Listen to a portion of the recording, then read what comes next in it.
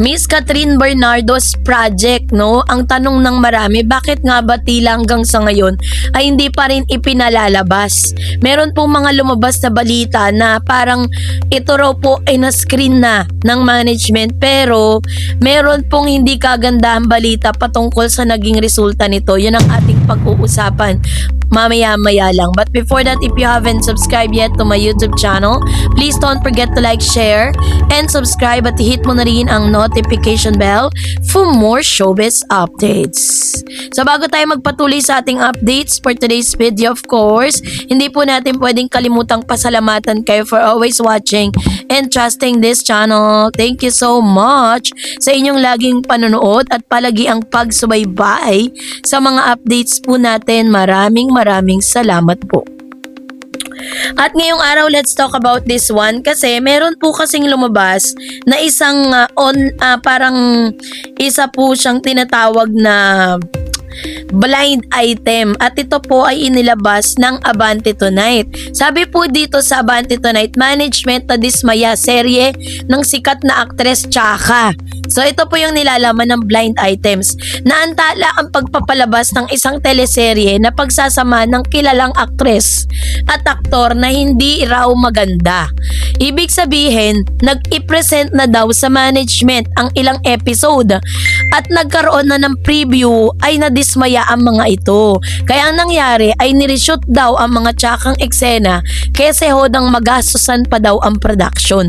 Mahusay naman daw ang direktor sa previous project nito, pero ano raw ang nangyari sa seryeng ito na pinagbibidahan ng sikat na aktor at aktres. So dahil po lumabas ito pong blind item na ito, maraming mga netizen ang nagpapalagay na ito po ay tumutukoy kay Miss Catherine Bernardo at sa kanyang partner sa kanyang bagong project na si Mr. James Reid. Matatandaan na ilang buwan na po na bago pumasok ang taong 2026 ay nagkaroon na po ng taping, no, at sinimulan na pong gawin yung kanila pong serye na Someone Someday na kasama po dito si Catherine Bernardo, si Miss ito pong isa pang aktres, no, at si Miss Ma Salvador at si Mr. James Reid. So sinasabi po nila na bakit daw almost kalahati na ng taon pero hanggang ngayon ay hindi pa raw nilalabas ito pong proyekto ni Catherine Bernardo. Ano daw bang nangyari? So yun po yung tanong ng maraming mga netizen kasi nga naman inaabangan na po yan ng mga fans po ni Catherine. Syempre, ang tagal na rin po na parang hindi na natin napapanood si Catherine. Ang tangi lang natin nakikita ay yung mga endorsement niya at yung mga guesting niya, 'di ba? Pero yung malaking proyekto na masasabi wala pa rin hanggang ngayon. Kaya naman according po sa mga netizen, they parang ini-speculate po nila na ang blind item na ito ay tumutukoy doon po sa serye na ilalabas.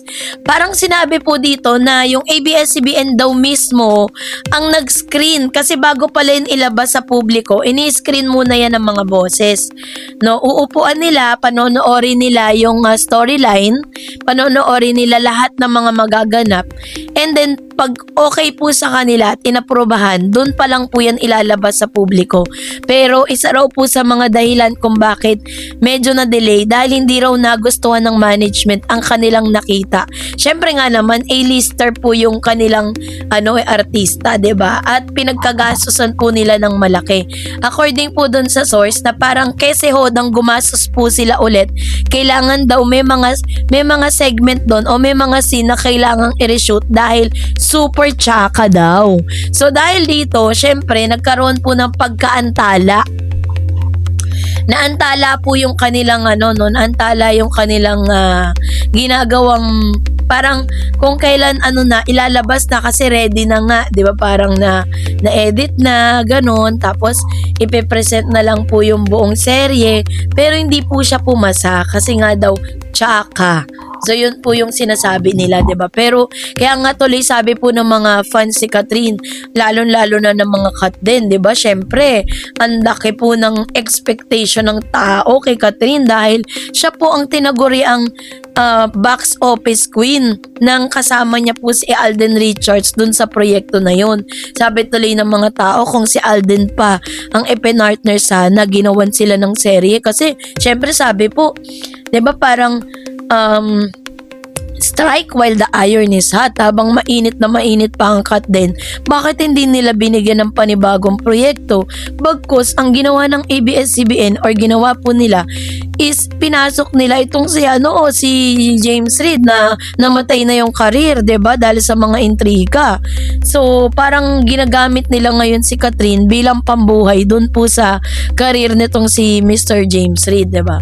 So, kung si Alden Richards pasag siguro, baka natuloy pa yan. Baka nga ngayon trending na trending ang cut din, 'di ba?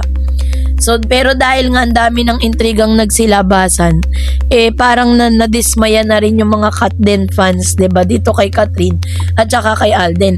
Sinasabi tuloy ng mga cut din fans parang pinaasa lang daw ni Catherine ang si Alden Richards at nasasaktan ang mga fans ng cut din at ni Alden dun sa pagpapaasang ginawa ni Catherine. Well, anyways, kung lumabas man yung mga balita noon, kasi legit verified at galing mismo dun po kay Mr. OG Diaz, 'di ba? Sabi niya nililigawan na nga daw ni Alden tong si Catherine Bernardo, yun pala for promo lang, 'di ba? So lahat po tayo ay na-prank. At ngayon lumalabas na may ibang karelasyon si Catherine Bernardo na hindi pa naman po or wala pa pong direktang pag-amin mula kay Catherine Bernardo. So sana nga yung mga balitang ito ay hindi totoo, 'di ba? Kasi parang sayang naman kasi pinagkagastosan na po nila yung serye. Kumbaga parang gumastos na po sila ng ilang thousand o baka gumastos na sila ng milyon dyan tapos biglang hindi pa pala ilalabas tapos magkakaroon pa ng reshoot. Number 1, pagod po yan unang-una sa pinansyal. Pangalawa, yung production madadagdagan na naman yung babayaran nila kasi magsushoot na naman. Tapos yung mga artista, imbis na nagpapahinga na sila, nagbabakasyon na sila, kailangan nilang ulitin, 'di ba? Kailangan nilang mag-reshoot ulit. So yun yung mga bagay kung bakit na-delay.